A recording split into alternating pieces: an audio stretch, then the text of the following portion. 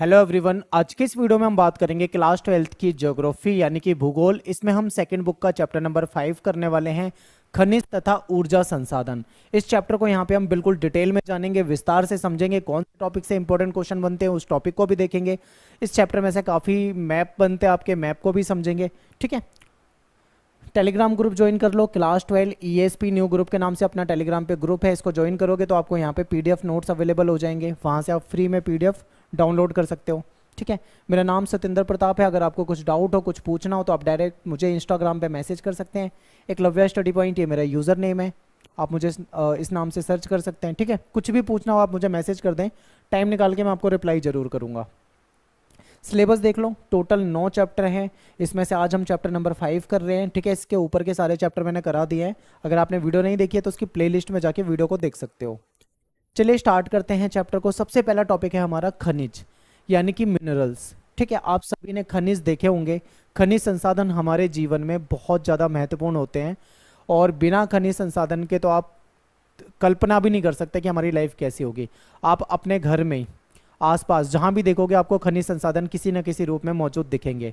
तो आखिर ये क्या खनिज होते हैं, खनिज क्या होते हैं, इसको हम देखेंगे। ठीक है, तो देखिए खनिज या जो मिनरल्स होते हैं ये ऐसे भौतिक पदार्थ होते हैं, ऐसे पदार्थ होते हैं जो प्राकृतिक, ठीक है, या प्रकृति के द्वारा प्राप्त होते हैं। ये हमको नेचर से मिलते हैं, यानी नेचर में मिले, हमको प्रकृति के द्वारा मिले हैं। और ये ऐसे पदार्थ हैं जो हमारे लिए बहुत इंपॉर्टेंट हैं, मानव के लिए। खनिजों को भूमि, ठीक है, या फिर चट्टानों के भीतर से प्राप्त किया जाता है। खनिज जो मिनरल्स होते हैं वो कहाँ पे अवेलेबल होते हैं, तो वो भूमि में होते हैं। ठीक है, पृथ्वी में, भूमि में, आपकी जो चट्टानें हैं, चट्टानों में आपको खनिज संसाधन मिलेंगे। तो ये कैसे प्राप्त किए जा सकते हैं, ठीक है, ये भी इंपॉर्टेंट है कि भाई खनिज है, भूमि में है, लेकिन इसको प्राप्त कैसे किया जा सकता है। तो खनिज को प्राप्त करने के लिए एक प्रक्रिया होती है, एक प्रोसेस होती है जिसको कहा जाता है खनन, यानी कि ये खुदाई के जरिए। खनन का मतलब होता है खनना, खुदाई करना। ठीक है, इसको खोद कर निकाला जाता है।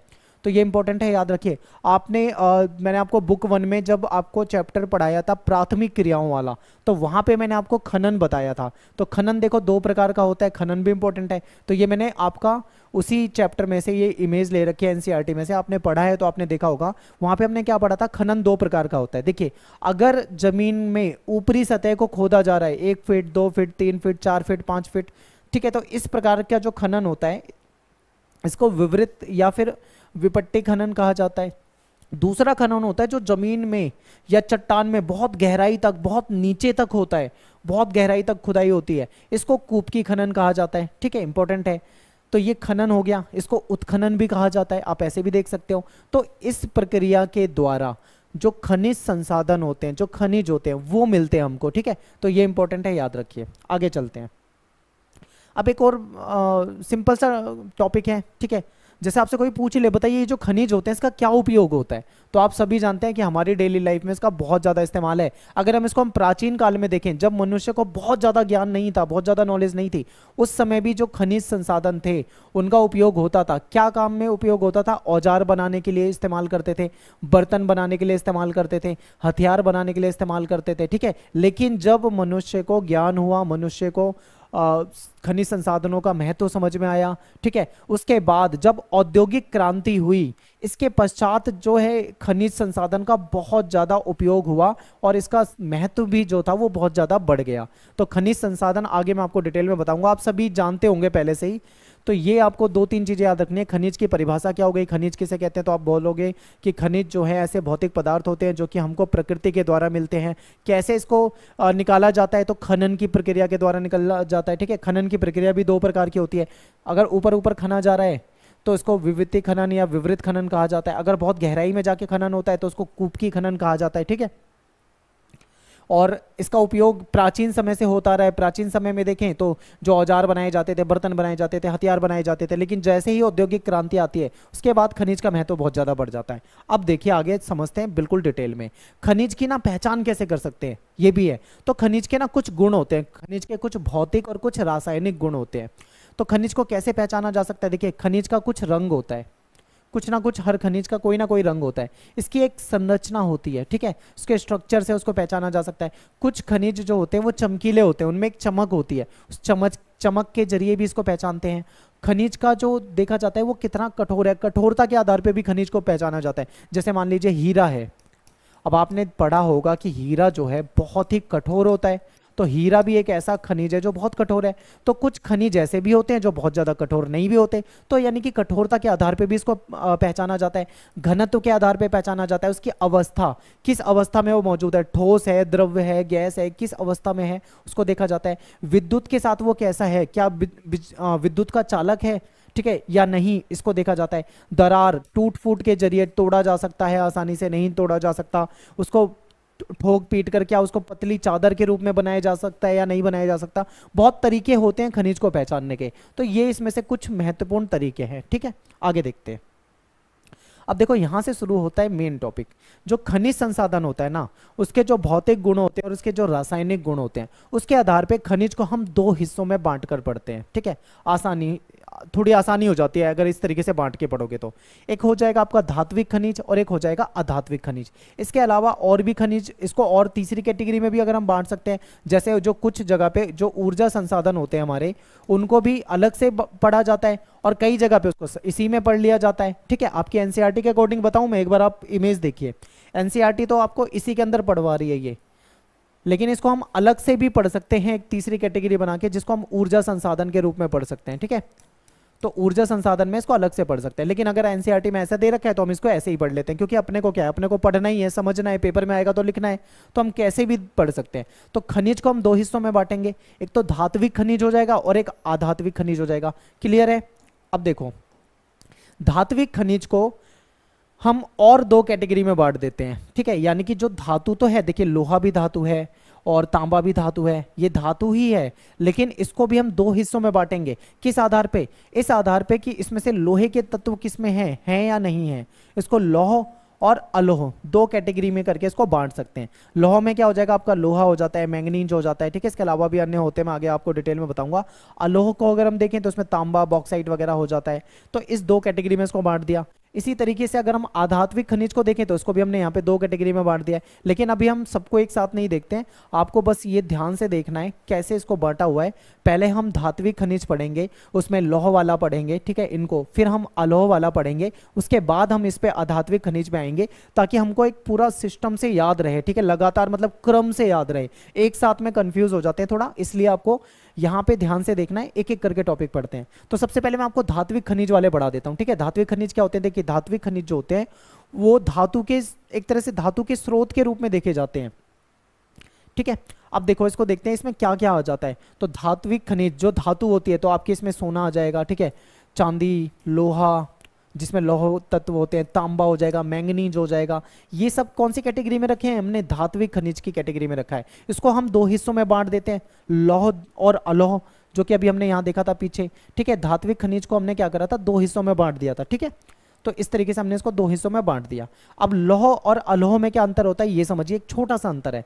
यानी ऐसे खनिज जिनमें लोहे के अंश मौजूद हों, समाहित हों, यानी ऐसे खनिज जिसमें लोहे के अंश समाहित होते हैं, वैसे खनिजों को हम क्या कहते हैं, लौह धात्विक खनिज की कैटेगरी में रखते हैं। ठीक है, अगर मान लीजिए इनमें लौह के अंश ना मिले तो उसको अलोह बोल देंगे, बिल्कुल आसान है। अब लौह में कौन कौन से आ जाते हैं, तो इसको देखिए, यहाँ पे हमें ये सारे देखने हैं। जैसे लौह अयस्क। अब अयस्क क्या है? अयस्क जो है एक तरह से आप इसको कच्चे माल के रूप में देखो। ठीक है, ये जो लौह अयस्क है, अयस्क को आप एक तरह से कच्चे माल के रूप में देखो, ये कच्चा माल होता है। अब लौह अयस्क की बात है तो यानी लोहे का कच्चा माल जिससे लोहा बनाया जा सके। ठीक है, तो लौह अयस्क, लोहा, मैंगनीज, निकेल हो गया, टंगस्टन हो गया, कोबाल्ट हो गया, इसके अलावा भी अन्य होते हैं, लेकिन अपने को इसमें दो तीन ही याद रखने हैं, बाकी आप इन सबको एक बार देख सकते हो। ठीक है, ये हो गया हमारा लौह धात्विक खनिज। अगर मैं इसको बोलूं आलोह, तो आलोह कौन से खनिज होते हैं? ऐसे खनिज जिनमें लोहे के अंश जो हैं वो नहीं होते, समाहित इसमें नहीं होते, इसको बोलते हैं हम अलोह धात्विक खनिज। ठीक है, सिंपल है। अब आगे देखो, अलोह में क्या क्या आ जाता है आपका, तांबा हो जाएगा, ठीक है, बॉक्साइट हो जाएगा। ये क्या है, होती तो ये भी धातु ही है, लेकिन इसमें क्या है, आपके लोहे के जो अंश होते हैं वो इसमें नहीं होते ज़्यादा। ठीक है, तो ये हो गया आपका अलोह धात्विक। अब आगे देखो, अगर हम धात्विक के बाद अधात्विक खनिज की बात करें तो अधात्विक खनिज में वो चीजें आ जाती हैं जिसमें जिसको हम धातु के रूप में नहीं देखते। अब लोहा आप कहोगे धातु है, ठीक है, तांबा आप कहोगे धातु है, सोना चांदी आप कहोगे धातु है, लेकिन क्या इसको भी आप धातु कहोगे? नहीं, ये अधात्विक है। जैसे इसमें क्या होगा, आपका चूना पत्थर हो जाता है, ग्रेफाइट हो जाता है, ठीक है, हीरा हो जाएगा, जिप्सम हो जाएगा, संगमरमर का जो पत्थर होता है वो हो जाएगा, ग्रेनाइट का पत्थर हो जाएगा, नमक हो जाएगा। क्या कोई नमक धातु है? नहीं है। तो ग्रेफाइट, अभ्रक, ये सब क्या है? ये सब अधात्विक खनिज है। तो ये कुछ उसके एग्जाम्पल है, आपको याद रखना है, धात्विक अधात्विक। धात्विक को हमने क्या करा, दो हिस्सों में बांटा, लौह अलोह। लौह में कौन से थे? जिसमें लोहे के गुण होते हैं। अलोह में कौन है? जिसमें लोहे के गुण नहीं होते, वो अलोह हो जाता है। इसके अलावा अधात्विक में आते हैं तो ये चीजें आ जाती हैं अधात्विक के अंदर, ठीक है। अब हम क्या करते हैं और थोड़ा सा डिटेल में समझते हैं। आध्यात्मिक में ही हम ऊर्जा संसाधन को, एनसीईआरटी के अकॉर्डिंग आपको आध्यात्मिक में ही दे रखा है तो हम आध्यात्मिक में पढ़ सकते हैं, वरना हम इसको एक अलग कैटेगरी में भी पढ़ सकते हैं। इसको ऊर्जा संसाधन भी कहा जाता है, इसको ईंधन खनिज भी कहा जाता है, ठीक है। ऊर्जा संसाधन भी और ईंधन खनिज भी इसको कहा जाता है। इसको जीवाश्म ईंधन भी कहा जाता है और इसको खनिज ईंधन भी कहा जाता है। इनके नाम से ये जाने जाते हैं, ठीक है। ये खनिज जो होते हैं ये पृथ्वी में दबे जो प्राणी थे, जो पृथ्वी में लाखों साल पहले जो प्राणी, जो चट्टानों के रूप में जो उसके नीचे दब गए थे, चाहे उसमें पेड़ पौधे पत्ते पादप, ठीक है, जो भी है वो दब गए थे और हजारों लाखों साल तक जो उसमें दबे रहे, फिर वो रासायनिक क्रिया के द्वारा उसमें कुछ बदलाव आया, तब जाके ये खनिज संसाधन बने हैं, ठीक है। इसको कोयला और पेट्रोलियम के नाम से हम यहाँ पे जानते हैं, और भी इसमें कुछ होते हैं तो आगे हम उसको डिटेल में पढ़ेंगे। फिलहाल आपको क्या समझना है कि कोयला और खनिज, ये जो पेट्रोलियम, कोयला पेट्रोलियम जो है, ये जो खनिज संसाधन है, इसको हम ऊर्जा संसाधन भी कह सकते हैं, इसको हम ईंधन खनिज भी कह सकते हैं, इसको हम जीवाश्म ईंधन भी कह सकते हैं, ठीक है। किसी भी तरीके से पेपर में आए तो आपको समझना है कि वो एक ही है, कंफ्यूज नहीं होना उसमें, ठीक है। अब कुछ खनिजों की विशेषता को डिस्कस कर लेते हैं। देखिए, खनिज संसाधन जो है ये असमान रूप से वितरित हैं, ठीक है। खनिज जो है आपको असमान रूप से मिलेंगे, कहीं पे कोई खनिज है, कहीं पे कोई खनिज है, कहीं पे ऐसा हो सकता है ज्यादा खनिज ना हो, ये होता है। अब यहाँ पे आपको एक चीज ध्यान रखना है, जो मैं आपको बता रहा हूँ ना, ये बिल्कुल आपके एग्जाम ओरिएंटेड होके बता रहा हूँ। एनसीईआरटी में से जिन टॉपिक में से क्वेश्चन आपके पेपर में पूछे जाते हैं वो सारे टॉपिक मैं यहाँ पे कवर कर रहा हूँ, तो आपको ध्यान देना है। पेपर में सेम इसी लैंग्वेज में क्वेश्चन आया हुआ था कि खनिजों की विशेषता या खनिजों की मुख्य विशेषताएं बताइए, ठीक है, ऐसे सेम क्वेश्चन आया था। तो आपको क्या लिखना था आंसर में, ये कि खनिज संसाधन जो होते हैं वो हमारी पृथ्वी पे, हमारे धरातल पर असमान रूप से वितरित होते हैं, ठीक है। और खनिजों की गुणवत्ता और मात्रा जो होती है, यानी खनिज जो होते हैं उसकी जो क्वालिटी होती है, गुणवत्ता का मतलब उसकी क्वालिटी, और मात्रा यानी कि उसकी क्वांटिटी, ठीक है। खनिज की जो गुणवत्ता है और उसकी जो मात्रा है उसके बीच में प्रतिलोमी संबंध होता है, यानी कि अपोजिट एक तरह से संबंध है। यानी कि जो अच्छी गुणवत्ता वाले खनिज होते हैं, जो बहुत अच्छी क्वालिटी के खनिज है, ठीक है, वो कहीं ना कहीं आपको कम मिलेंगे, और कम गुणवत्ता वाले खनिज जो हैं वो आपको ज्यादा मिलेंगे, यानी इनके बीच में एक अपोजिट वाला रिलेशन होता है। ये सभी खनिज जो हैं समय के साथ समाप्त हो जाते हैं, ठीक है, समय के साथ क्या होंगे, समाप्त हो जाएंगे। कोयला, पेट्रोलियम वगैरह ये जो है। इसके अलावा खनिजों को बनने में लंबा समय लगा है, लाखों वर्ष लग गए हैं खनिजों को बनने में, ठीक है। और एक बार अगर ये समाप्त हो जाते हैं तो फिर से इसको बनने में बहुत लंबा समय लगेगा, तो इसको आवश्यकता पड़ने पे तुरंत इसका पुनर्भरण नहीं किया जा सकता। एक बार खत्म हो गए तो वो लंबे समय के लिए खत्म हो गए। इसलिए खनिज संसाधन जो है इसका संरक्षण करना बहुत जरूरी है, ठीक है। इसको संरक्षित करके रखना है, इसको बचा के रखना है। अगर ये खत्म हो गए तो दोबारा नहीं मिलने वाले हैं, तो ये इंपॉर्टेंट है। इसके बाद खनिज संसाधनों का दुरुपयोग नहीं होना चाहिए, क्योंकि अगर इन्हें दोबारा उत्पन्न नहीं किया जा सकता, क्योंकि इसको उत्पन्न करने में लाखों वर्षों का समय लग जाएगा, तो तुरंत थोड़ी मिल जाएगा। तो ये इंपॉर्टेंट था। ये इसकी खनिज की कुछ विशेषता हो सकती है। इसके अलावा आप बता सकते हो कि खनिज जो होते हैं उनकी अपनी रासायनिक और भौतिक विशेषता होती है, ठीक है, उनका अपना रंग होता है और कठोरता के आधार पे खनिजों को देखा जाता है। तो ये सारे पॉइंट भी आप लिख सकते थे, लेकिन पेपर में जो क्वेश्चन आएगा वो मैक्सिमम आपका जो लॉन्ग क्वेश्चन आता है वो 5 नंबर का आता है, ठीक है, 5 मार्क्स का। तो आपको ज्यादा बड़ा आंसर नहीं लिखना है। अब देखते हैं भारत में जो खनिज है उसका वितरण कैसे है, कैसे कैसे कहाँ कहाँ पे खनिज मिलते हैं। तो देखिए, भारत में जो ज्यादातर जो धात्विक खनिज है ना, वो जो पठारी क्षेत्र है, प्रायद्वीपीय पठारी क्षेत्र, यहाँ की जो प्राचीन क्रिस्टलीय शैल जो चट्टाने हैं वहां पे मिलती है। कोयला जो है भारत में उसका 97% अगर हम हिस्सा देखें तो वो दामोदर, सोन और जो महानदी, गोदावरी, जो ये नदी के तट वाला जो घाटी वाला क्षेत्र है वहां पे ज्यादा आपको कोयला मिलता है, ठीक है। पेट्रोलियम की बात करें तो भारत में पेट्रोलियम के भी संसाधन हैं, जो कि असम में, गुजरात में, मुंबई हाई में और अरब सागर के जो अपतटीय क्षेत्र है यहाँ पे पाए जाते हैं। लेकिन भारत में जो पेट्रोलियम संसाधन है वो थोड़े कम होते हैं मात्रा में, ठीक है, इसीलिए हमें इसके लिए दूसरों पे निर्भर रहना पड़ता है। अब थोड़ा सा ना इसको मैप में आपको समझाऊंगा तो आपको ज़्यादा अच्छे समझ में आएगा। देखिए भारत में जो खनिज है अगर हम उसका वितरण देखें तो वो 3 पट्टियों में विभाजित है, ठीक है, 3 पट्टियाँ। वो 3 पट्टियाँ या 3 बेल्ट कौन सी हैं? एक तो है आपका उत्तर पूर्वी यानी कि आपका जो नॉर्थ ईस्ट वाला क्षेत्र है, ठीक है, दूसरा है आपका दक्षिण पश्चिमी यानी कि आपका साउथ वेस्ट वाला क्षेत्र है, और फिर है आपका उत्तर पश्चिमी, ठीक है, यानी कि नॉर्थ और वेस्ट वाला आपका क्षेत्र हो जाएगा। तो ये आपको मैप में पता होना चाहिए ये क्षेत्र कहाँ पर है, ठीक है। अब इसको थोड़ा सा मैप में देखते हैं। अगर मैं बात करता हूँ उत्तर पूर्वी यानी नॉर्थ ईस्ट, तो ये जो क्षेत्र है ये आपका नॉर्थ ईस्ट हो जाएगा। यहाँ पे आपको कुछ खनिज संसाधन मिलते हैं, ठीक है। फिर दूसरा आपका दक्षिण पश्चिमी की बात करें तो दक्षिण मतलब नीचे साउथ में, तो यहाँ से देखो ये आपका जो केरल हो जाएगा, कर्नाटक, तमिलनाडु से होते हुए ऊपर की तरफ गोवा, महाराष्ट्र की तरफ जो जाते हैं, ठीक है, ये जो क्षेत्र है ये आपका दक्षिण पश्चिमी पठारी प्रदेश हो जाएगा। यहाँ पे कुछ खनिज संसाधन मिलते हैं। इसके अलावा तीसरे नंबर पे आपका उत्तर पश्चिमी जो प्रदेश है यानी जो पश्चिम में है, तो यहाँ से जो इस तरीके से जो शुरू होते हैं, ठीक है, ये जो क्षेत्र हो जाएगा ये कौन सा हो जाता है आपका उत्तर पश्चिमी प्रदेश। एक बार आप मैप को ध्यान में देख लो, ठीक है, ध्यान से देखो। अब आप क्या है आपको पता लग गया है तो आप कह सकते हो कि भाई यहाँ पे संसाधन है, खनिज संसाधन, ठीक है, फिर आपको यहाँ पे खनिज संसाधन मिलते हैं और इधर दक्षिण साइड में मिलते हैं। तो ये कुछ जगह है जहाँ पे हमें खनिज संसाधन मिलते हैं ज़्यादातर। इसके अलावा अन्य राज्यों में भी मिलते हैं पर बहुत ही कम है। मेन जो संसाधन है वो यहीं मिल जाते हैं। इसके अलावा आपको नॉर्थ ईस्ट में ऊपर की साइड भी कुछ खनिज संसाधन मिल जाएंगे। अब देखते हैं भाई कौन से प्रदेश में, कौन सी बेल्ट में, कौन सी पट्टी में कौन से संसाधन मिलते हैं। तो ये आपको राज्यों के नाम याद रखने हैं क्योंकि मैं आगे आपको बताऊंगा। यहाँ से क्वेश्चन आपके मैप में आते हैं। देखो लिखने वाले जो क्वेश्चन आंसर आते हैं बहुत सिंपल आते हैं, बहुत ही सिंपल। मैं आपको अभी तो यूनिट करा देता हूँ, चैप्टर करा देता हूँ। जब मेरे चैप्टर खत्म हो जाएंगे तो मैं आपको इंपॉर्टेंट क्वेश्चन कराऊंगा। इसमें मैं आपको बताऊंगा किस प्रकार के क्वेश्चन पेपर में आते हैं, तो वहाँ पे आपके क्वेश्चन आंसर हो जाएंगे। यहाँ पे आप समझ लो चैप्टर को। तो देखो उत्तर पूर्वी पठारी जो प्रदेश है यहाँ पे आ जाता है आपका जो झारखंड वाला एरिया है, छत्तीसगढ़ है, उड़ीसा है, पश्चिम बंगाल है, ये आपका नॉर्थ ईस्ट में आ जाता है, ठीक है।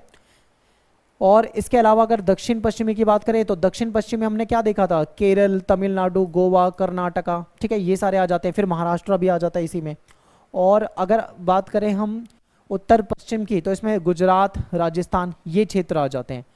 अब इन क्षेत्रों में कौन से खनिज मिलते हैं ये आपको पता होना चाहिए। तो सबसे पहले अगर हम बात करें नॉर्थ ईस्ट की तो यहाँ पे आपको लौह अयस्क मिल जाते हैं यानी कि लोहे के संसाधन, कोयला आपको मिल जाता है, मैंगनीज मिल जाएगा आपको, अभ्रक मिल जाएगा, ठीक है।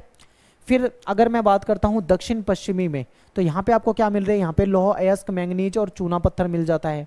अगर मैं बात करता हूँ उत्तर पश्चिमी में यानी कि जो राजस्थान और जो गुजरात वाला क्षेत्र है, जो अरावली पर्वत श्रृंखला वाला क्षेत्र है, तो यहाँ पे आपको क्या मिलता है, यहाँ पे आपको तांबा मिल जाता है, जिंक मिल जाता है, बलुआ पत्थर मिल जाएगा, ठीक है, और आपको ग्रेनाइट मिल जाएगा, संगमरमर मिल जाएगा, जिप्सम, मुल्तानी मिट्टी वगैरह, ये संसाधन, खनिज संसाधन आपको यहाँ पे मिल जाते हैं। तो एक बार आप इसको ध्यान से देखिए, इसका स्क्रीनशॉट ले सकते हैं। कौन से राज्य में कौन से संसाधन अधिक मिलते हैं वो आपको यहाँ पे बता दिए। ये सारे इंपॉर्टेंट खनिज हैं, ये सारे खनिज आपको ध्यान में रखने हैं क्योंकि मैप में पूछे जाते हैं ये। अब बात करते हैं थोड़ा सा दोबारा से टॉप अपने इस टेबल पे आते हैं, उसको ध्यान से देखते हैं कि खनिज संसाधन जो थे उसको हमने 2 कैटेगरी में बांटा था, धात्विक और अधात्विक। धात्विक को हमने 2 कैटेगरी में बांटा था, लौह और अलौह, ठीक है। लौह में ये आ रहे थे, अलौह में ये आ रहे थे। अब हम क्या करेंगे, लौह संसाधन जो है इसको डिटेल में पढ़ेंगे। लोहा कहाँ मिलता है, मैंगनीज कहाँ मिलता है, ठीक है, और लोहे के अन्य संसाधन जो है वो क्या है उसको देखते हैं।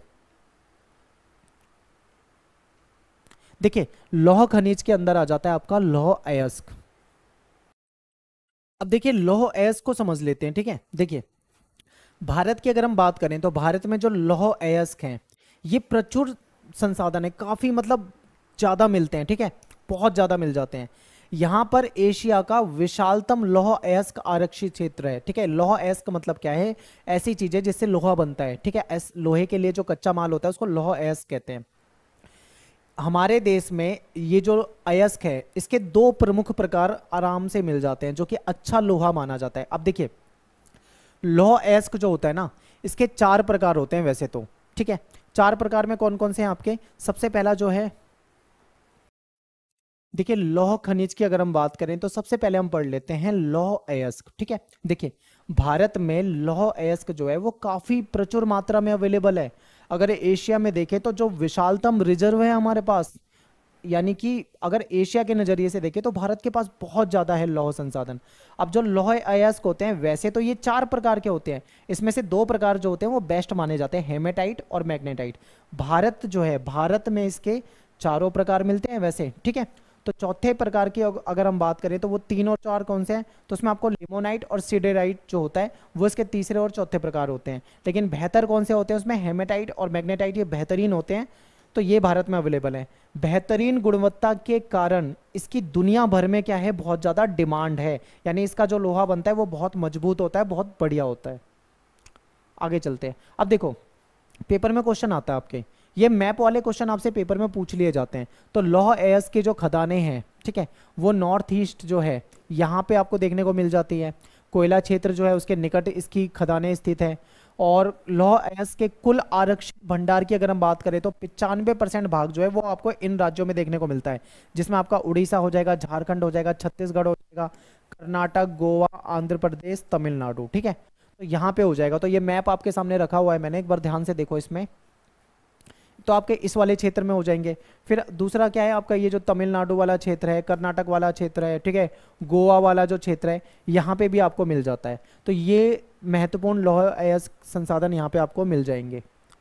इसके अलावा मैप में आपके पेपर में क्वेश्चन आ जाते हैं, तो आपको ये भी पता होना चाहिए कि किस राज्य में कहाँ पे मिलते हैं। तो ये सारे राज्य मैंने आपके यहाँ पे लिख दिए हैं। फिलहाल आपको क्या करना है, इसको बस ध्यान से एक बार पढ़ लेना है, ठीक है, बस ध्यान से पढ़ लेना है। मैं क्या कराऊंगा, जब मैप कराऊंगा ना आपको, तो मैं इसकी आपको ना ये ट्रिक से याद करवाऊंगा, मतलब मैं आपको मैप में इसे करने की ट्रिक बताऊंगा, क्योंकि इस तरीके से अगर आप याद करोगे तो आप याद नहीं कर पाओगे, कहीं ना कहीं भूल जाते हैं हम, लंबे समय तक याद नहीं रहता। तो जब मैं मैप की वीडियो करवाऊंगा तो वहाँ पे हम आपको डिटेल में ये चीज़ें करा दूंगा। फिलहाल हमें बस ये समझना है कि लौह अयस्क क्या है, कहाँ पे मिलता है, इन राज्यों में हो जाता है, इतना काफ़ी है, ठीक है।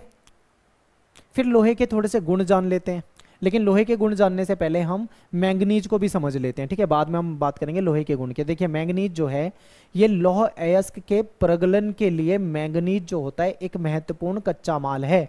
यानी जो लोहा बनाया जाता है ना लौह अयस्क से, तो उसमें मैंगनीज का भी इस्तेमाल होता है कहीं ना कहीं। तो मैंगनीज बहुत महत्वपूर्ण है, क्योंकि लोहे को भाई गलाया जाता है बहुत ज़्यादा तापमान में, तो उसमें मैंगनीज वगैरह मिक्स करके तब बनाया जाता है। और मैंगनीज का इस्तेमाल कहाँ पे होता है, देखिए मिश्र धातु के रूप में, जब 2 धातुओं को मिला के कोई चीज़ बनाई जाती है तो मिश्र धातु कहा जाता है, तो वहाँ पे भी मैंगनीज का इस्तेमाल होता है। बैटरी वगैरह में भी मैंगनीज का इस्तेमाल किया जाता है, ठीक है, जो बैटरी बनती है, जो सूखी बैटरियाँ होती हैं उसमें भी यूज़ होता है। और जो हमारा लिक्विड पेंट होता है, जैसे कि देखिए लोहे में हम जंग लग जाता है ना लोहे में, तो जंग लगने से बचाने के लिए हम क्या करते हैं, उस पर लोहे में हम करते हैं प्राइमर। प्राइमर क्या होता है, एक तरह का पेंट होता है जिसकी एक परत जो होती है वो हमें लोहे पे चढ़ानी होती है, उसकी वजह से कहीं ना कहीं जो लोहा होता है वो नमी से बचता है, ठीक है, तो जंग से बचता है। तो वहाँ पे जो पेंट होता है, जो प्राइमर होता है, उसको बनाने में भी कहीं ना कहीं मैंगनीज का इस्तेमाल करता है, उसका घोल वगैरह इस्तेमाल किया जाता है। मैंगनीज जो है लगभग सभी भूगर्भिक संरचनाओं में पाया जाता है, लगभग सभी तरह की जो संरचनाएं होती है उसमें आपको मिल जाता है। और भारत में देखें तो एमपी और उड़ीसा जो है इसमें काफ़ी ज़्यादा मैंगनीज मिलता है, ये अग्रणी उत्पादक है, यानी काफ़ी अच्छी क्वांटिटी में यहाँ पे आपको मैंगनीज मिल जाता है, ठीक है। इसके अलावा देखिए उड़ीसा की कुछ खदानें हैं, ये आप देख सकते हो, ये सारा का सारा हमें याद रखना है मैप के लिए, ये सब मैप में कराऊंगा। मध्य प्रदेश में देखो कहाँ मिलता है, कर्नाटक में देख लो, महाराष्ट्र में देख लो, तेलंगाना, गोवा, झारखंड, यहाँ पे भी होता है। लेकिन ये गौण राज्य हैं, गौण उत्पादक मतलब ज़्यादा उत्पादन यहाँ पे होता नहीं है इन राज्यों में, बाकी राज्यों में इसका ज़्यादा उत्पादन होता है, ठीक है, ये हमने समझ लिया। अब हम थोड़ा सा आगे बढ़ने से पहले एक बार हम क्या करते हैं, लोहे के गुण को पढ़ लेते हैं, क्योंकि लोहा जो है इंपॉर्टेंट है। तो देखिए लोहे का उपयोग जो है हमें हर जगह देखने को मिलता है। लोहा एक ऐसा खनिज संसाधन है जिसका इस्तेमाल आपको हर जगह देखने को मिलेगा। आपके घर में लोहे के दरवाजे होंगे, या जो कोई मशीन होगी उसमें भी लोहे का इस्तेमाल होगा, या फिर अन्य जो भी चीज़ें आपके घर में अवेलेबल है लोहा आप आराम से देख सकते हैं। एक छोटी सी पिन से लेकर बड़े से बड़े जो जहाज होते हैं उसमें भी लोहा इस्तेमाल होता है, ठीक है। जो उद्योग होते हैं, उद्योगों में मशीनें होती है, मशीनों से ही उद्योग चलते हैं, मशीनें भी जो होती है कहीं ना कहीं वो भी लोहे से बनाई जाती हैं। लोहा जो है वो सस्ता भी होता है और थोड़ा टिकाऊ भी होता है, क्योंकि लंबे समय तक लोहा चल सकता है, और लोहा बहुत ज़्यादा मजबूत होता है। लोहा एक ऐसी धातु है जो काफ़ी मजबूत होती है और वजन में काफ़ी भारी होती है। तो ये कुछ लोहे के गुण होते हैं और लोहे का इस्तेमाल हमारे जीवन में होता ही है। ठीक है, अब हमने लोहा पढ़ लिया और मैंगनीज पढ़ लिया। अब इसके बाद बढ़ते हैं हम अलौह खनिज, यानी कि लौह खनिज जिसमें लोहे के अंश होते हैं, अलौह खनिज जिसमें लोहे के अंश नहीं होते। तो अलौह खनिज में हम पढ़ लेते हैं बॉक्साइट। बॉक्साइट क्या है? बॉक्साइट एक ऐसा अयस्क है, एक ऐसा कच्चा माल है जिसका प्रयोग जो होता है एल्युमिनियम को बनाने में किया जाता है। जिस प्रकार से अभी हमने पढ़ा था कि लोहे को बनाने के लिए कहीं ना कहीं मैंगनीज का इस्तेमाल हो रहा था, उसी तरीके से एल्युमिनियम बनाने के लिए बॉक्साइट का इस्तेमाल हो रहा है। ठीक है, और बॉक्साइट जो होता है ये टर्शियरी और लैटराइट जो चट्टानें होती हैं, चट्टानें कई प्रकार की होती हैं। ठीक है, उसी तो ये जो बॉक्साइट है टर्शियरी और लैटराइट चट्टानों में पाया जाता है। उड़ीसा जो है ये मेन है। ठीक है, उड़ीसा जो है मुख्य है किसके उत्पादन में? बॉक्साइट के उत्पादन में। ठीक है, उड़ीसा में काफ़ी ज़्यादा बॉक्साइट मिलता है। इसके अलावा फिर झारखंड, गुजरात, छत्तीसगढ़, मध्य प्रदेश, महाराष्ट्र यहाँ पे मिलता है, और कर्नाटक, तमिलनाडु तथा गोवा यहाँ पे भी होता है, लेकिन ये इसके गौण उत्पादक है। ठीक है, गौण उत्पादक का मतलब क्या था? जहां पे इसका उत्पादन जो होता है वो कम होता है। इसके बाद है आपका अलौह खनिज के अंदर भी आ जाता है तांबा। तांबा इंपॉर्टेंट है। तांबा आप सभी ने देखा होगा, तांबे के आपने बर्तन यूज करे होंगे, तांबे के आपने तार देखे होंगे, जो मोटर होती है उसमें जो तांबे की वायरिंग होती है, बाइंडिंग की जाती है। ठीक है, तो बिजली की जो मोटरें होती है उसमें तांबा यूज होता है, ट्रांसफार्मर में तांबा यूज होता है, जनरेटर्स वगैरह होते हैं उसमें तांबा यूज होता है, बिजली उद्योग जो होता है, विद्युत उद्योग, उसमें भी तांबा खूब इस्तेमाल होता है। कहीं ना कहीं वहां पे तो कंपलसरी है, तांबा इस्तेमाल होता ही है। और तांबे का क्या इस्तेमाल होता है? तांबा जो है एक मिश्रातु योग्य धातु है, यानी इसको मिश्र धातु के रूप में भी यूज किया जाता है। कई सारी धातुओं के साथ मिलाकर चीजें बनाई जाती है। तो ये आघातवर्धे भी होता है और तन्य भी होता है। आघातवर्धे का मतलब क्या है? इसको पीट पीट कर पतली चादर के रूप में बनाया जा सकता है। तन्य का मतलब ये थोड़ा मुलायम होता है, ये मुड़ भी जाता है आसानी से, मोड़ेंगे तो तांबा मुड़ जाता है। ठीक है, तन्य धातु है। जो हमारे आभूषण होते हैं, आभूषण जो हमारे जेवर होते हैं, गहने होते हैं, उसको जब बनाते हैं तो उसमें मजबूती देने के लिए इसको गोल्ड के साथ मिलाया जाता है। ठीक है, गोल्ड में मिलाया जाता है ताकि गोल्ड थोड़ा मजबूत हो जाए। और तांबा मेनली कहाँ पे मिलता है? तो ये झारखंड का जो सिंहभूम जिला है, मध्य प्रदेश में बालाघाट वगैरह में, राजस्थान के झुंझुनू में, ठीक है, अलवर में, और राजस्थान में जो खेतड़ी वाला हिस्सा है वहाँ पे भी ये मिल जाता है। तो तांबा इन जगहों पे मिल भी जाता है। तो ये तो हो गया, हमने क्या पढ़ा? हमने खनिज क्या होते हैं ये पढ़े। धात्विक खनिज पढ़ दिया। धात्विक में हमने लौह भी पढ़ लिया और अलौह भी पढ़ लिया, यानी लोहा, मैंगनीज वगैरह भी पढ़ लिया, तांबा, बॉक्साइट भी पढ़ लिया, यानी इतना सेक्शन अपना हो गया है पूरा। अब हम पढ़ेंगे अधात्विक खनिज। ठीक है, अधात्विक खनिज में फिर हम पढ़ेंगे इनको और इन संसाधनों को। तो सबसे पहले अधात्विक खनिज में देख लेते हैं हम। ठीक है, एक ही इंपॉर्टेंट है आपके एनसीईआरटी में जो दिया हुआ है, वो है आपका अभ्रक, जिसको माइका कहा जाता है। देखिए, अभ्रक जो होता है ना, इसका उपयोग मेनली जो बिजली उद्योग होता है, विद्युत और इलेक्ट्रॉनिक्स उद्योग होता है, यहाँ पे इसका ज़्यादा इस्तेमाल किया जाता है। इसकी क्या होती है? पतली पतली चादरें बनाई जाती हैं और ये काफ़ी सख्त होता है। ठीक है, और एक तरह से फ्लेक्सिबल रूप में भी इसको यूज़ किया जा सकता है। ये फ्लेक्सिबल भी होता है, हार्ड होता है, फ्लेक्सिबल होता है। ठीक है, मुड़ तो जाएगा, मोड़ेंगे तो, लेकिन टूटेगा नहीं। भारत में अभ्रक जो है वो झारखंड में, आंध्र प्रदेश में, तेलंगाना में और राजस्थान में पाया जाता है। इन जगहों पे अभ्रक जो है वो काफ़ी मात्रा में मिलता है। इसके बाद तमिलनाडु में, पश्चिम बंगाल में, मध्य प्रदेश में यहाँ पे भी मिल जाता है। झारखंड में अच्छी क्वालिटी का अभ्रक मिलता है, आंध्र प्रदेश में इन जिलों में मिल जाता है। ठीक है, तो ये मैप वाले क्वेश्चन है, तो यहाँ पे आपको बस पढ़ लेना है, समझ लेना है थोड़ा थोड़ा। इसको बाद में याद करेंगे तरीके से, एक ट्रिक बनाएंगे और उस ट्रिक से याद करेंगे कि कैसे इसे हम मैप में याद कर सकते हैं। देखिए बच्चे, खनिज के बारे में हमने पढ़ लिया है। खनिज जो है दो प्रकार में बांटे जाते हैं, लौह, अलौह हम कर चुके हैं। ठीक है, और ये वाला पोर्शन भी हमने कर लिया है। अब हमारा बच रहा है ये वाला पार्ट, जिसमें हमको क्या पढ़ना है? ईंधन खनिज के बारे में। इसको हम ईंधन खनिज भी कहते हैं और ऊर्जा संसाधन भी कहते हैं। मेनली इसको हम ऊर्जा संसाधन मान के पढ़ेंगे तो आपको थोड़ा ज़्यादा आसान रहेगा। मैं आपको ले चलता हूँ आगे। देखिए, ऊर्जा संसाधन क्या होते हैं? ऐसे संसाधन जिसके जरिए ऊर्जा मिलती है, यानी कि एनर्जी मिलती है। हमें एनर्जी की जरूरत हर जगह होती है, समझिए। ऊर्जा संसाधन इसको कहा जाता है। ठीक है, इसको ईंधन खनिज भी कहा जाता है और इसको जीवाश्म ईंधन के नाम से भी जानते हैं। और इनसे हमें ऊर्जा मिलती है, और ऊर्जा जो होती है वो सभी कामों के लिए आवश्यक होती है। एग्जाम्पल, खाना पकाना है, ठीक है, तो उसके लिए आपको ऊर्जा चाहिए, जो कि हमें एलपीजी सिलेंडर, गैस वगैरह जहाँ से भी मिल रही है। रोशनी करनी है तो आपको बिजली चाहिए। ठीक है, ताप करने, हीट करने के लिए भी आपको ऊर्जा चाहिए। गाड़ियों को चलाने के लिए भी आपको ऊर्जा चाहिए, जो कि पेट्रोलियम से मिलती है। उद्योगों में जो मशीन चलाई जाती है उसके संचालन के लिए भी ऊर्जा चाहिए, जो कि बिजली से, डीजल से, पेट्रोल से, जो भी तरीका होगा इससे मिलती है। तो इसलिए इन संसाधनों को हम ऊर्जा संसाधन कहते हैं।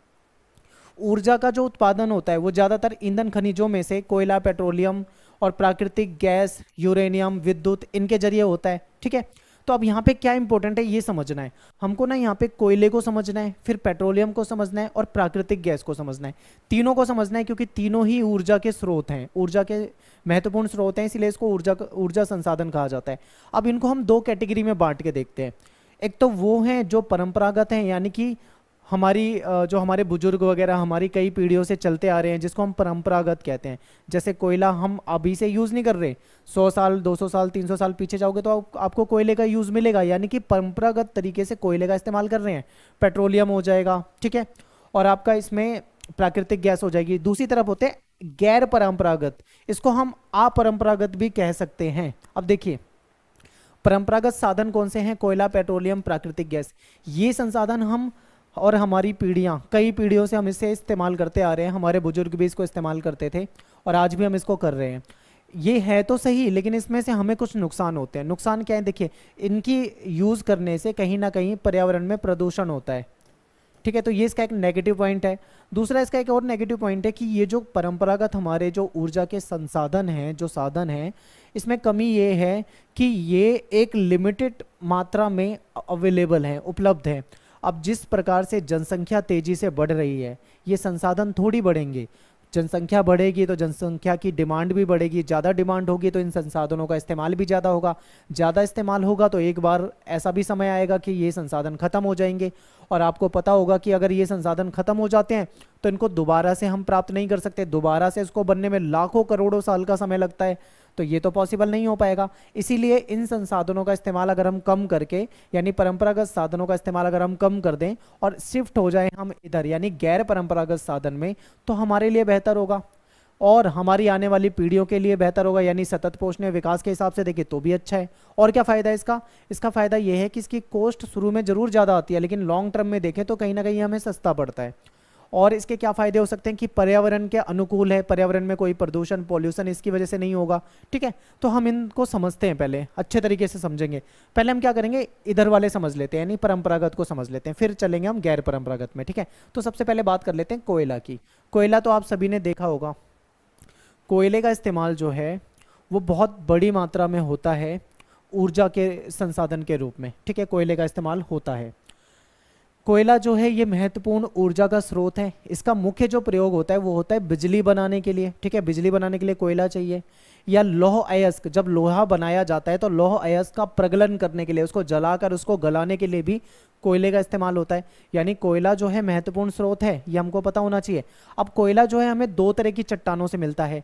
दो तरह की चट्टानें कौन सी हैं? तो देखिए, पहले नंबर पे है गोंडवाना और दूसरे नंबर पे है टर्शियरी। अब ये टर्शियरी और गोंडवाना जो ये चट्टान होती है, चट्टानों के टाइप्स होते हैं। इनमें से हमको क्या मिल जाता है? कोयला मिल जाता है। सबसे ज़्यादा जो कोयला मिलता है वो गोंडवाना से मिलता है, टर्शियरी से भी मिलता है, लेकिन ये बहुत कम है, ना के बराबर। ठीक है, अब गोंडवाना जो कोयले के जो संसाधन हैं वो कहाँ पे हमको मिलते हैं, तो वो किन राज्यों में मिलते हैं ये याद रखना है। पश्चिम बंगाल में, झारखंड में, उड़ीसा में, ठीक है, छत्तीसगढ़, एमपी, महाराष्ट्र, आंध्र प्रदेश, यहाँ से जो हमको कोयला मिलता है वो है गोंडवाना। ठीक है, गोंडवाना क्षेत्र का कोयला है ये। इसके अलावा जो टर्शियरी है वो 4 राज्यों में है, और चारों राज्यों जो है वो नॉर्थ ईस्ट में है। नॉर्थ ईस्ट, ठीक है, जब भारत का आप मैप बनाते हो तो इधर वाला जो एरिया है वो नॉर्थ ईस्ट में आता है। तो नॉर्थ ईस्ट में आपके कौन से राज्य आ जाते हैं? असम आ जाएगा आपका, अरुणाचल प्रदेश आ जाएगा, मेघालय आ जाएगा, नागालैंड आ जाएगा। इन 4 राज्यों में टर्शियरी टाइप का कोयला पाया जाता है। ठीक है, आगे देखिए, इसके अलावा एक और कोयला होता है, काला कोयला तो आप सबने देखा है, एक भूरा कोयला भी होता है, ये भी हमको याद रखना है। इसको लिग्नाइट कहा जाता है। ठीक है, तमिलनाडु का जो तटीय भाग है, तट वाला भाग है, इसके अलावा जो पांडिचेरी हो गया, गुजरात हो गया, जम्मू कश्मीर हो गया, यहाँ पे ये पाया जाता है। और भारत में जो सबसे ज़्यादा जो कोयला मिलता है हमको वो गोंडवाना जो चट्टान होती है वहाँ से मिलता है। ठीक है, तो ये इंपॉर्टेंट है, आपको इतना याद रखना था। तो कोयला एक महत्वपूर्ण संसाधन है, ऊर्जा स्रोत के रूप में यूज़ किया जाता है, बिजली बनाने में इस्तेमाल करते हैं, लौह अयस्क को प्रगलन करने में इस्तेमाल करते हैं। दो तरह की चट्टानों से मिलता है, गोंडवाना और टर्शियरी। सबसे ज़्यादा कहाँ से मिलता है? गोंडवाना। गोंडवाना राज्य कौन से हैं? ये आपके सामने है, पश्चिम बंगाल, झारखंड, उड़ीसा, छत्तीसगढ़, एमपी, महाराष्ट्र। अगर टर्शियरी की बात करें तो वो 4 राज्य हैं। कहाँ पे हैं वो? नॉर्थ ईस्ट में है, असम, अरुणाचल प्रदेश, मेघालय और नागालैंड। ये आपको याद रखना है। क्या ये ज़्यादा मुश्किल है? तो ये ज़्यादा मुश्किल नहीं है, बस आपको समझना है और याद रखना है, ठीक है। आगे देखिए, सेकंड नंबर पे है हमारा पेट्रोलियम, जिसको हम खनिज तेल के नाम से भी जानते हैं। अब पेट्रोलियम भी ऊर्जा का संसाधन है, क्योंकि जो गाड़ी वगैरह चलाते हैं हम, पेट्रोल का यूज़ होता है उसमें, ठीक है। कहीं ना कहीं ये हमारे लिए एक बहुत महत्वपूर्ण संसाधन है। तो देखिए, भारत जो है अपनी पेट्रोलियम आवश्यकता, हमारी जो पेट्रोलियम की नीड है उसकी पूर्ति करने के लिए हम क्या करते हैं? पेट्रोलियम को बाहर से खरीदते हैं, यानी कि हम आयात करते हैं। अब आपके मन में क्वेश्चन आएगा, आयात करते हैं यानी कि हमारे पास नहीं है क्या? क्या हमारे पास पेट्रोलियम संसाधन नहीं है? तो आपके मन में क्वेश्चन आएगा, क्या भारत के पास ऐसे संसाधन नहीं है? तो इसका जवाब है यस, भारत के पास संसाधन है, लेकिन कम मात्रा में है, ठीक है, काफ़ी कम मात्रा में है। जितने अभी तक खोजे गए हैं पेट्रोलियम संसाधन के रूप में वो बहुत कम है। हमारी जो आवश्यकता है, हमारे देश, आपको पता है हमारे देश की जनसंख्या बहुत ज़्यादा है, तो हमारी जो पेट्रोलियम की नीड है, आवश्यकता है, वो भी बहुत ज़्यादा है, और उतना हमको हमारे देश में नहीं मिल पाता। हम 80% से अधिक जो है वो बाहर से आयात करते हैं, खासकर जो अरब कंट्रीज़ हैं उनसे करते हैं, ठीक है। आगे देखिए, भारत जो है यहाँ पे पहला जो तेल भंडार 1889 में मिला था, खोजा गया था। असम में एक जगह है जिसका नाम है डिगबोई, यहाँ पे इस शहर में पहला हमें तेल का भंडार पता लगा था, ठीक है। भारत में प्राकृतिक गैस का उद्योग जो है 1960 के बाद से शुरू होता है। यहाँ पे आपको एक चीज़ और याद रखनी है कि जहाँ पे, जिन चट्टानों में, जिन स्थान पे हमको पेट्रोलियम मिलता है, ठीक है, मान लो कहीं पेट्रोलियम या खनिज तेल मिल रहा है, खनिज तेल लिख देता हूँ मैं यहाँ पे, ठीक है, तो वहीं पे हमको प्राकृतिक गैस भी मिल जाती है। तो ये दोनों संसाधन जो हैं लगभग एक साथ एक ही स्थान पे मिल जाते हैं, ठीक है। अब पेट्रोलियम के उपयोग को देखते हैं, क्या यूज़ होता है इसका। तो देखिए, इसके बहुत सारे यूज़ हैं।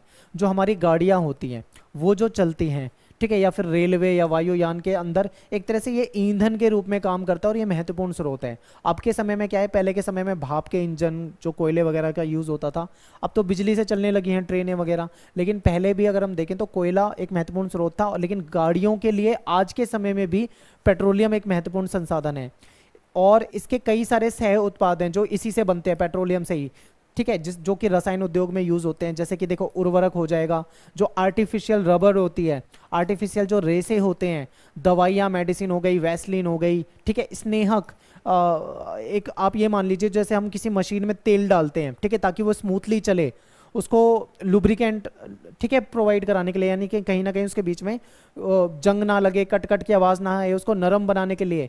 तो स्नेहक जो हम यूज़ करते हैं मशीनों में, जो तेल डालते हैं, गाड़ियों में जो तेल डालते हैं, उसके रूप में यूज़ करते हैं। मोम, साबुन, अन्य जो सौंदर्य सामग्री है कहीं ना कहीं इसी से बनती है, ठीक है। इसके अलावा देखो, भारत में कहाँ पे मिलता है? मुंबई हाई, यहाँ पे खोजे गए हैं, गुजरात में खोजे गए हैं, असम में खोजे गए हैं। तो भारत में यही जगह है जहाँ पे पेट्रोलियम के कुछ क्षेत्र खोजे गए हैं। लेकिन ये जो पेट्रोलियम हमें मिल रहा है वो हमें थोड़ा बहुत कम मात्रा में मिल पाता है। हमारी नीड जो है वो यहाँ से पूरी नहीं हो पाती है, इसलिए हमें बाहर से आयात करना पड़ता है। और बाहर से आयात कर रहे हैं इसलिए हमारे ऊपर लोड भी ज़्यादा पड़ता है। तो उसको कम करने के लिए पेट्रोल वगैरह में इथेनॉल मिलाया जा रहा है, जिससे कि हमारी जो निर्भरता है वो दूसरे देशों पे थोड़ी सी कम हो जाए। और एक और ऑल्टरनेटिव निकाला गया है, इलेक्ट्रॉनिक व्हीकल, ईवी, ठीक है, यानी कि बैटरी से चलने वाली गाड़ी, बिजली से चलने वाली गाड़ियों का इस्तेमाल ज़्यादा होने लगा है, ताकि पेट्रोल पे हमारी निर्भरता जो है वो कम हो सके। क्योंकि पेट्रोलियम ऐसा संसाधन है, एक बार ख़त्म हो गया तो हज़ारों लाखों साल के बाद बनेगा तो नहीं मिल पाएगा, ठीक है। आगे देखिए, प्राकृतिक गैस। प्राकृतिक गैस भी एक महत्वपूर्ण संसाधन है। जहाँ पे पेट्रोल मिलता है वहीं पे प्राकृतिक गैस भी मिलती है। तो प्राकृतिक गैस जो है पेट्रोलियम के भंडार के साथ ही पाई जाती है। इसका उपयोग जो होता है वो कहाँ होता है? आप देखोगे औद्योगिक ईंधन के रूप में होता है। उद्योग जो होते हैं वहाँ पे गैस का यूज़ होता है, और इसका उपयोग जो है वो बिजली क्षेत्र में ईंधन के रूप में होता है। बिजली बनाने के लिए भी कहीं ना कहीं प्राकृतिक गैस का इस्तेमाल किया जाता है। उद्योगों में जो हीटिंग करनी होती है, ठीक है, उसके लिए भी चाहिए होता है। और जो रासायनिक और पेट्रोकेमिकल और जो उर्वरक वाले जो उद्योग होते हैं वहाँ पे ये प्राकृतिक गैस एक कच्चे माल के रूप में यूज होता है, वहां के लिए भी ये बहुत ज्यादा उपयोगी है। इसके अलावा आपने सुना होगा सीएनजी से गाड़ियां चलाई जाएंगी, ठीक है, चलाई जाती भी हैं गैस के जरिए। तो वो जो गैस के जरिए गाड़ी चलाई जाती है वो भी यहीं से बनती है, और इससे क्या होता है, इससे पॉल्यूशन नहीं होता। तो ये एक स्वच्छ ईंधन के रूप में आप इसको देख सकते हो। फिर हमारे घर में जो गैस आती है, जो पाइप के जरिए गैस आती है, पीएनजी, पाइप्ड नेचुरल गैस, ठीक है, पाइप के जरिए जो गैस आ रही है आपके घरों में, वो भी एक तरह से इसी के जरिए मिलती है। तो इस तरीके से देखें तो इसका उपयोग जो है हमारे जीवन में बहुत है। तो आपको पता लग गया होगा ना खनिज हमारे जीवन में कितने उपयोगी हैं।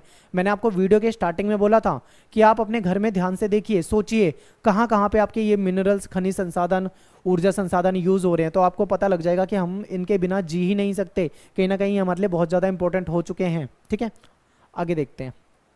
भारत के प्रमुख जो गैस भंडार हैं वो मुंबई हाई में मिलते हैं। इसके अलावा जो खंबात बेसिन है जो, ठीक है, और कृष्णा गोदावरी जो नदी है उसका जो बेसिन बनता है वहां पे इसके कुछ भंडार मिलते हैं। तो ये कुछ इसके सोर्स हैं भारत के लिए। ठीक है, आगे देखते हैं। देखिए, तो हमने परंपरागत साधन जो था इसके तीनों पढ़ लिए, कोयला भी पढ़ लिया, पेट्रोलियम भी पढ़ लिया, प्राकृतिक गैस भी पढ़ लिया।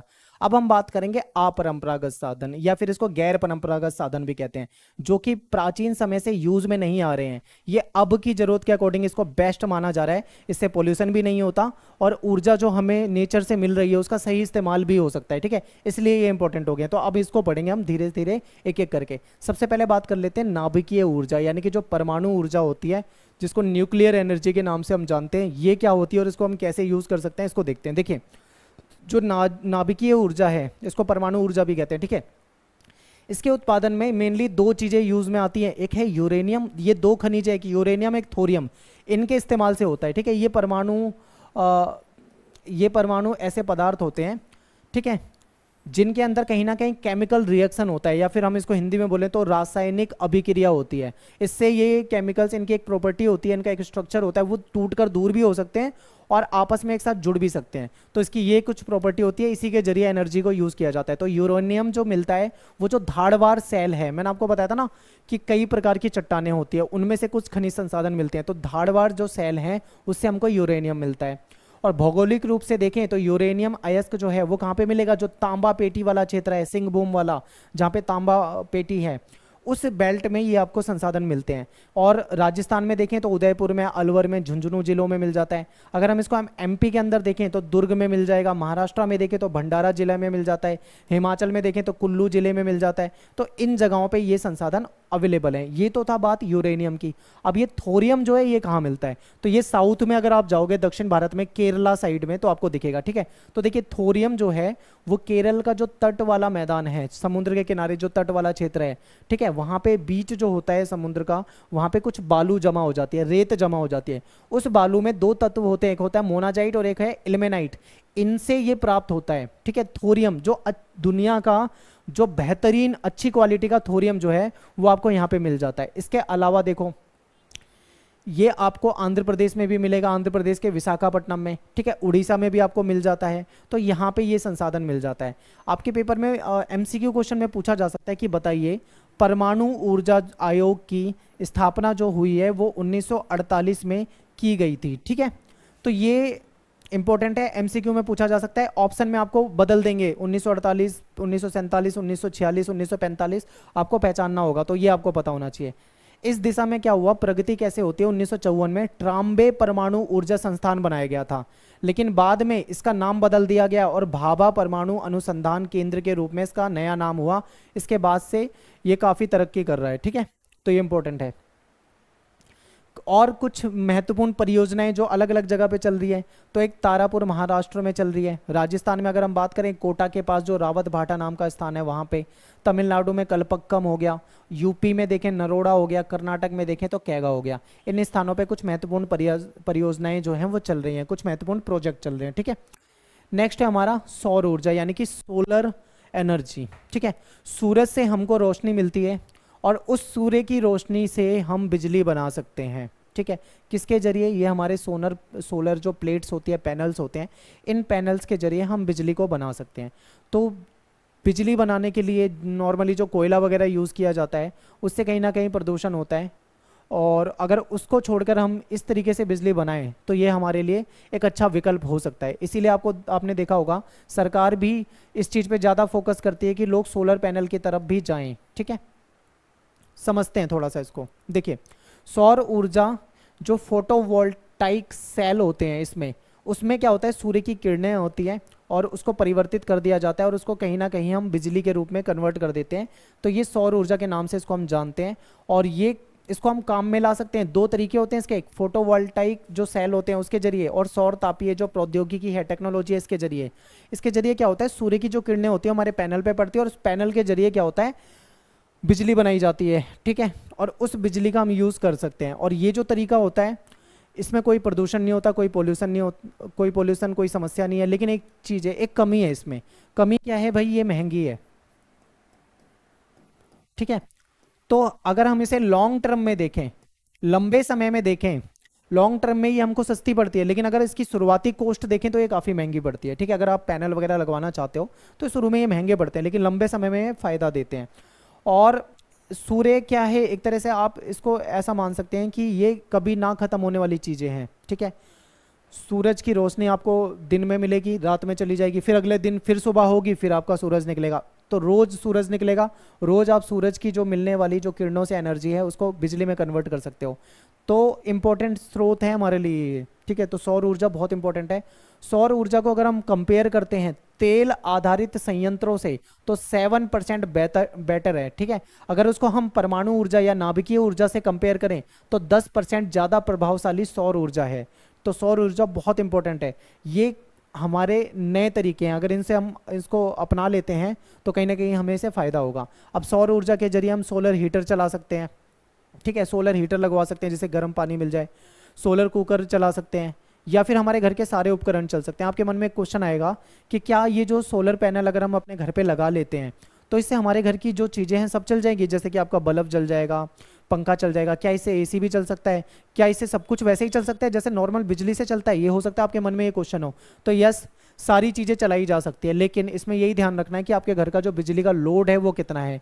अगर 5 किलोवाट का आपका लोड है तो आपको 5 किलोवाट से ज़्यादा के पैनल लगवाने पड़ेंगे, तब जाके आपको उतनी बिजली मिल पाएगी और आपके घर के सारे उपकरण चल पाएंगे। फिर दूसरी चीज़ क्या है, दिन में तो आपको डायरेक्ट सोलर की सूर्य की किरणों से आपको बिजली मिल जाती है। रात में कैसे होगा, तो उसके लिए स्टोरेज के लिए आपको बैटरी रखनी पड़ेगी। जो सूर्य की किरणों से जो बिजली बनती है वो बैटरी को चार्ज कर जाती है और बैटरी में स्टोर होती है, तो उसको हम यूज़ कर सकते हैं। तो सोलर पैनल एक बेहतरीन ऑप्शन है। फिर इसके बाद तीसरे नंबर पे देखें तो पवन ऊर्जा, ये भी बहुत इंपॉर्टेंट है। अब देखो, हवा जो है नेचुरली चलती है, अगर हवा से जो आने वाली जो मिलने वाली हवा को हम एनर्जी में कन्वर्ट कर दें, ऊर्जा में कन्वर्ट कर दें, तो क्या ये बेहतरीन नहीं हो सकता? तो बिल्कुल बेहतरीन है, इससे कोई प्रदूषण भी नहीं हो रहा और बहुत बढ़िया हो जाएगा। तो ये इंपॉर्टेंट है। ठीक है, तो देखते हैं कि कैसे इससे हम, ये जो पवन चक्कियाँ होती है इससे हम कैसे बिजली बना सकते हैं। तो इसके पीछे जो इंजीनियरिंग है बहुत ही सिंपल है। ये हवा से आपकी ये जो पंखड़ियाँ हैं ये घूमेंगी, जब ये घूमेंगी तो इसके पीछे टरबाइन मोटर लगी होती है, वो टरबाइन घूमेगी, जब वो घूमती है तो उससे क्या होता है, बिजली बनाई जाती है। ठीक है, तो ये बहुत ही सिंपल है, लेकिन ये भी थोड़ा कॉस्टली पड़ता है, पर ये पर्यावरण के हिसाब से बहुत अच्छा है। देखिए, पवन ऊर्जा जो है वो पूरे तरीके से प्रदूषण मुक्त और ऊर्जा का एक असमाप्य स्रोत है, यानी ऊर्जा का एक ऐसा स्रोत जो कभी समाप्त नहीं होगा। ठीक है, प्रवाहित पवन, जो पवन चल रही होती है, अगर हम उसको ऊर्जा में परिवर्तित कर दें, उसको ऊर्जा में कन्वर्ट कर दें, तो इसके पीछे जो इंजीनियरिंग है वो बिल्कुल सिंपल है। सिंपल कैसे है, पवन की जो गतिज ऊर्जा होती है, पवन की वजह से जो हमें ऊर्जा मिलती है उससे टरबाइन के माध्यम से घुमाया जाता है और उससे बिजली में उसको कन्वर्ट कर दिया जाता है। तो भारत ने पहले ही पवन ऊर्जा का उत्पादन जो है वो शुरू कर दिया है। पवन ऊर्जा के लिए राजस्थान, गुजरात, महाराष्ट्र और कर्नाटक ये बेस्ट जगह हो सकती है। यहाँ पे पवन ऊर्जा का सही इस्तेमाल किया जा सकता है। ठीक है, पवन ऊर्जा का इस्तेमाल वहीं किया जा सकता है जहाँ पे हवा चलती हो। पता लगे लगा दिया हमने वहाँ पे पवन चक्कियाँ और वहाँ पे हवा ही नहीं है, तो फिर कैसे उसका यूज़ हो पाएगा? तो उसके लिए जो बेस्ट जगह है वो ये मानी जाती है। ठीक है, आगे देखो, ज्वारीय तथा तरंग ऊर्जा। होता क्या है कि जैसे समुद्र में, महासागर में या किसी नदी में से जो पानी आता है, जब वो एक जगह से दूसरी जगह जाता है तो बहुत तेजी से जाता है। वो इतना तेज होता है, इतना तेज होता है कि आप उसकी कल्पना भी नहीं कर सकते हो। ठीक है, इतना पावरफुल होता है। क्या इस एनर्जी का इस्तेमाल हम कर सकते हैं? ठीक है, क्या इससे हम बिजली बना सकते हैं या फिर किसी अन्य काम में इसका यूज़ कर सकते हैं? तो यस, हम ये भी यूज़ कर सकते हैं। इसको ज्वारीय ऊर्जा या फिर तरंग ऊर्जा के नाम से हम जानते हैं, समझते हैं इसको। देखिए, महासागरीय धाराएं जो हैं ऊर्जा का अपरिमित भंडार है। यहाँ पे ऊर्जा का बहुत ज़्यादा भंडार आपको देखने को मिलता है। 17वीं और 18वीं शताब्दी के प्रारंभ से ही जो ज्वारीय तरंगे हैं, ठीक है, जो महासागर की जो धाराएं हैं, इसका इस्तेमाल किया जा रहा है कहीं ना कहीं, मतलब इसको यूज़ करने का प्रयास किया जा रहा है। भारत के पश्चिमी तट पे अगर हम देखें तो वहाँ पे बहुत तेज़ी से ज्वारीय तरंगे उत्पन्न होती है। भारत के पास तटों के साथ ज्वारीय ऊर्जा विकसित करने के लिए बहुत ज़्यादा संभावनाएं हैं।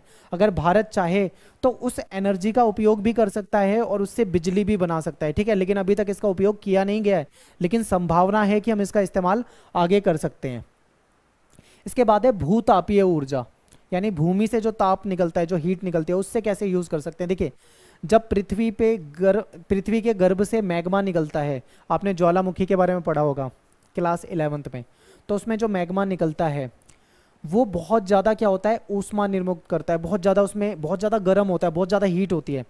इस ताप ऊर्जा को अगर हम सही तरीके से काम में लाएं तो इससे बिजली बनाई जा सकती है, ठीक है, इससे भी बिजली बनाई जा सकती है, क्योंकि इसमें बहुत ही गर्म पानी निकलता है, जो कि इससे क्या होए, बहुत ज़्यादा हीट पैदा होती है और कहीं ना कहीं इसका इस्तेमाल कर सकते हैं हम, इसीलिए इसको भूतापीय ऊर्जा के नाम से भी जाना जाता है, ठीक है।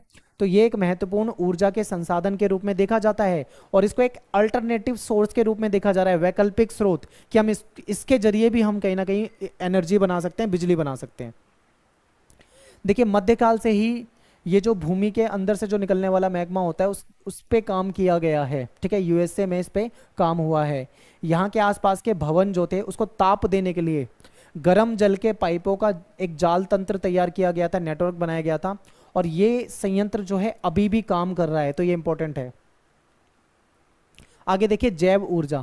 जैव ऊर्जा उस ऊर्जा को कहते हैं जिसे जैविक उत्पादों से प्राप्त किया जाता है, ठीक है। जैविक उत्पाद क्या होता है, जैसे मान लीजिए जो एक तरह से हमारे लिए कचरा है, कृषि से मिलने वाला जो आपका जो भी अपशिष्ट है, ठीक है, कृषि से जो अवशेष मिलते हैं, या नगर पालिका जो है उद्योगों का जो कचरा लेकर आती है, इसके अलावा जो अन्य अपशिष्ट होते हैं, अन्य जो कचरा होता है, ठीक है, और जैव ऊर्जा, इसको कहीं ना कहीं इसको हम ऊर्जा में कन्वर्ट कर सकते हैं। आपने सुना होगा दिल्ली में भी ओखला में एक ऐसा ही प्लांट लगाया गया था जहाँ पे कूड़े से, यानी जहाँ पे जो कूड़ा करकट है, जो कचड़ा है, ठीक है, कचड़े से कहीं ना कहीं हम क्या कर सकते हैं, कूड़े कचड़े से विद्युत बना सकते हैं, यानी कि बिजली बना सकते हैं।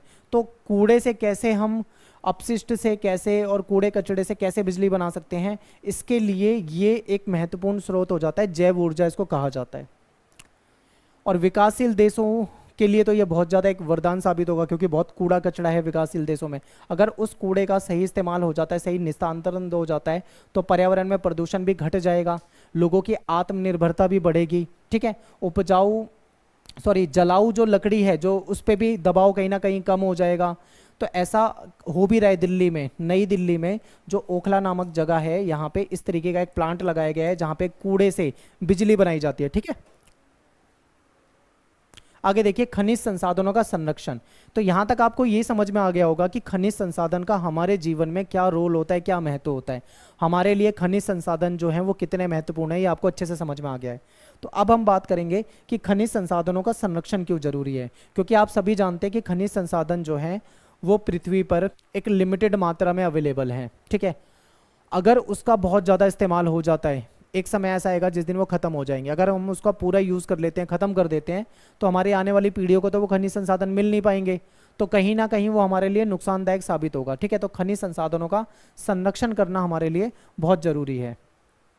तो देखिए, खनिज संसाधनों को बनने में लाखों करोड़ों वर्ष का समय लग जाता है। अगर हम अपनी भावी पीढ़ियों के लिए भी संसाधन को बचा कर रखना चाहते हैं, उनको भी उपलब्ध कराना चाहते हैं, तो कहीं ना कहीं हमको उसका सदुपयोग करना पड़ेगा, यानी खनिज संसाधन जो हमें मिल रहे हैं उसका सही उपयोग करना पड़ेगा, उसका हमें संरक्षण करना पड़ेगा। मान लीजिए अगर हम इसका संरक्षण नहीं करते तो हमारी जो आने वाली पीढ़ी है उसके लिए तो ये बचेंगे ही नहीं खनिज संसाधन, ठीक है। तो सतत पोषणीय विकास अगर हम करना चाहते हैं तो उसके लिए भी हमें खनिज संसाधन को संरक्षित करके रखना है। सतत पोषणीय विकास का मतलब क्या होता है, हम अपना विकास तो करें ही करें, लेकिन अपनी आने वाली पीढ़ियों के बारे में भी सोचें, हमारी भावी पीढ़ियों को भी संसाधन मिले। जैसे कि कोई भी खनिज संसाधन हमारे लिए इंपॉर्टेंट है, वैसे ही वो खनिज संसाधन हमारी आने वाली पीढ़ी के लिए इंपॉर्टेंट है। ठीक है, तो जिस प्रकार से खनिज हमारे लिए उपयोगी हैं ऐसे ही हमारी आने वाली पीढ़ियों के लिए भी उपयोगी हैं। तो हमें अपनी पीढ़ियों के लिए भी बचा के रखना है, इसी को सतत पोषण विकास कहते हैं, जो भावी पीढ़ियों को भी ध्यान में रखती है। अब देखिए, संसाधनों का संरक्षण जो है बहुत जरूरी है। इसके लिए ऊर्जा के हम वैकल्पिक स्रोत तलाश सकते हैं। ऊर्जा हमें कोयले से मिलती है, ठीक है, ऊर्जा हमें पेट्रोलियम से मिलती है।